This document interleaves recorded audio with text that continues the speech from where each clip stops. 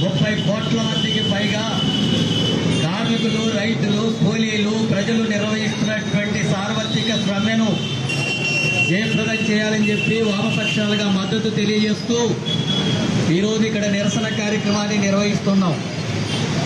దేశంలో కార్మికులు పెద్ద ఎత్తున ఉద్యమాలు చేసి హక్కులను, చట్టాలను సాధించుకుంటే వాటన్నిటిని కూడా నిర్వీర్యం చేస్తూ 4 కోట్లుగా కురించి వాళ్ళకు సమ్మె చేసే హక్కు లేదని, సంఘం పెట్టుకునేటటువంటి హక్కు లేదని, యజమానులు చెప్పినటువంటి పద్ధతిలోనే పనిచేయాలని, వేతనాలు పెంచాలనేటటువంటి అమలు జరగాలనేటటువంటిది లేకుండా మొత్తం కార్మికులంతా కూడా బానిసలుగా మార్చేటటువంటి విధానాలని కేంద్ర ప్రభుత్వం 4 కోట్ల పేరుతో తీసుకురావడం జరిగింది.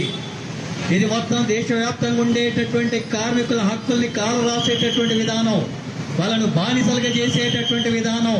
పని గంటలు 8 నుంచి 12 గంటలు పెంచుతామంటున్నారు, వేతనాలు మాత్రం తగ్గిస్తున్నారు. ఇలాంటి పద్ధతుల్లో కార్మిక వర్గానికి వ్యతిరేకంగా వ్యవహరిస్తోంది.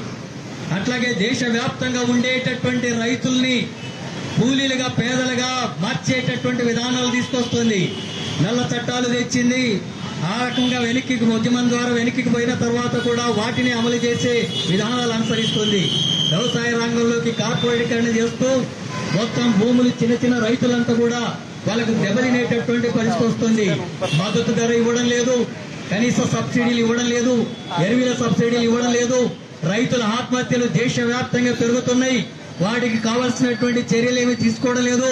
ఇప్పుడు అమెరికా దగ్గర వాణిజ్య ఒప్పందంలో భాగంగా అక్కడ ఉత్పత్తి అయినటువంటి పంటలను, ధాన్యాల్ని మనము దిగుమతి చేసుకోవడం వల్ల ఇక్కడ రైతాంగం అంతా కూడా తీవ్రమైనటువంటి నష్టానికి గురయ్యే పరిస్థితి వస్తుంది.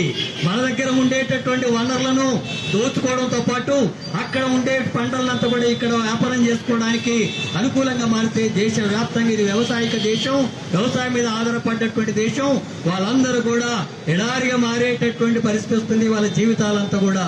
అలాగే గ్రామీణ ప్రాంతంలో ఉండేటటువంటి కూలీలకు ఇప్పటికే పని దొరకడం లేదు, వాళ్ళ కనీస వేతనం అమలు జరగడం లేదు, జీవన పరిస్థితులు చాలా దుర్భరంగా ఉన్నాయి.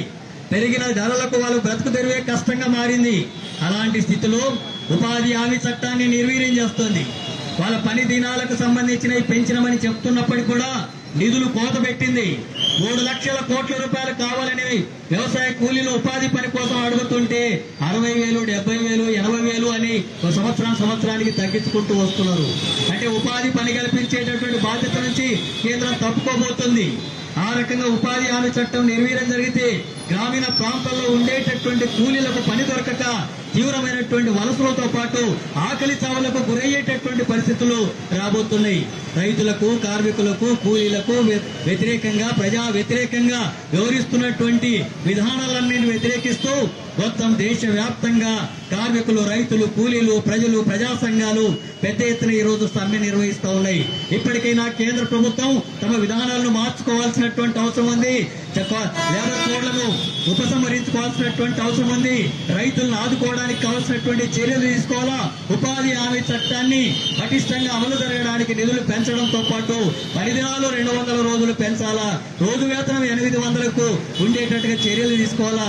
200 రోజులు పని కల్పించాలనేటటువంటి పద్ధతుల్లో ఈ రోజు మొత్తం దేశవ్యాప్తంగా ఉద్యమం జరుగుతుంది. ప్రజలందరూ కూడా ఈ సమ్మెకు సంఘీభావం తెలియజేయాలని చెప్పి కేంద్ర ప్రభుత్వ విధానాలకు వ్యతిరేకంగా ప్రజలు పోరాడాలని చెప్పి వామపక్షాలుగా, సిపిఎం పార్టీగా విజ్ఞప్తి చేస్తూ ముగిస్తున్నారు.